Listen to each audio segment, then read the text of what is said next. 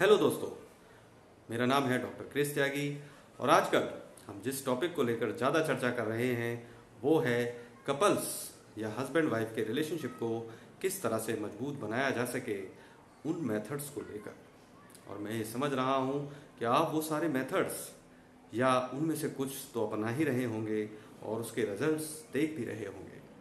तो दोस्तों, कपल्स के बीच में रिलेशनशिप को मजबूत बनाने के लिए जो भी तरीके अपनाए जा सकें, मैं ये समझता हूँ कि अपना लेने चाहिए, क्योंकि समय रहते अगर ये तरीके आप अपना पाए तो आप अपने जीवन में खुश रहना सीख जाएंगे और रिलेशनशिप अच्छे से चलेगी।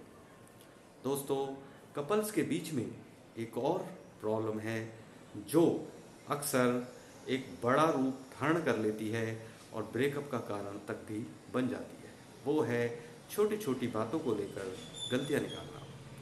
अमूमन ये चीज़ें पहले छोटा रूप धारण करती हैं, यानी कि आप पहले गलतियाँ कभी कभी निकालते हैं, फिर धीरे धीरे ये गलतियाँ निकालने का जो प्रोसेस है, सिलसिला, वो रेगुलर बेसिस पे भी शुरू हो जाता है। जब ऐसा होता है तो सामने वाला इरिटेट होने लगता है और वो ये मान लेता है कि आपको उसमें अब वो इंटरेस्ट नहीं रहा।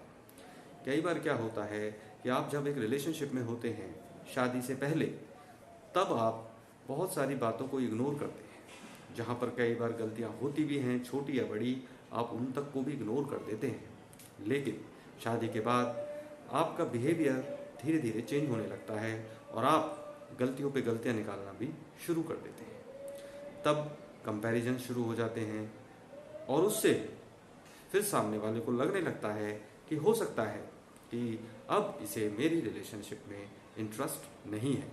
तो दोस्तों, गलतियां निकालना कोई बुरी बात नहीं है और इंसान गलतियां करता भी है, क्योंकि जब आप जिंदा हैं, जीते हैं, तो गलतियां भी करते हैं। लेकिन उन गलतियों को निकालने के साथ साथ एडवाइस देना, और ये एक रूटीन प्रोसेस नहीं होना चाहिए, क्योंकि अगर इंसान बहुत छोटी छोटी बातों को लेकर गलतियां कर रहा है तो कई बार वो उनका इतना हैबिचुअल हो चुका होता है कि उसे छोड़ पाना उसके लिए बहुत मुश्किल होता है।